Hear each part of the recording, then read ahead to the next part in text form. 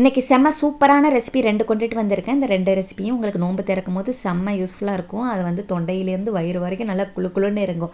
அப்படியேப்பட்ட recipe. அதுக்கு ஊற வைக்க வேண்டிய சப்ஜா சீடெல்லாம் ஊற வச்சுக்கலான்னு சொல்லி ஊற வச்சுட்டு ஜவ்வரிசியும் வேக வச்சுக்கலாம்னு சொல்லி வேக வச்சுக்கிட்டேன்.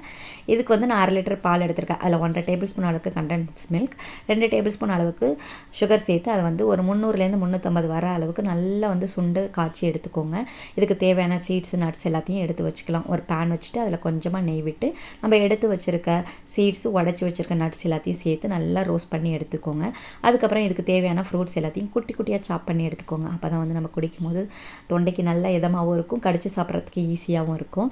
அதுக்கப்புறம் நம்ம காய்ச்சி வச்சுருந்த பால், அதில் வேக வச்சு வச்சுருந்த ஜவ்வரிசி, ஊற வச்சுருந்த சப்ஜா சீடு எல்லாத்தையும் சேர்த்து மிக்ஸ் பண்ணிக்கோங்க. ஃப்ரூட்ஸ் எல்லாம் கட் பண்ணி வச்சுருந்தோம் இல்லையா, அதையும் சேர்த்து மிக்ஸ் பண்ணிவிட்டு நம்ம வறுத்து வச்சுருக்க நட்ஸு சீட்ஸ் எல்லாத்தையும் சேர்த்து மிக்ஸ் பண்ணிங்கன்னா செம்ம சூப்பரான ட்ரிங்க் வந்து ரெடி ஆகிடும். இதை நீங்கள் அப்படியேவும் குடிச்சிக்கலாம். அப்படி இல்லைனா நீங்கள் வந்து இதை ஃப்ரிட்ஜில் வச்சு சில் பண்ணியும் குடிக்கலாம். செம்ம சூப்பராக இருக்கும். என்ன ஒன் டைம் வந்து ட்ரை பண்ணி பாருங்கள்.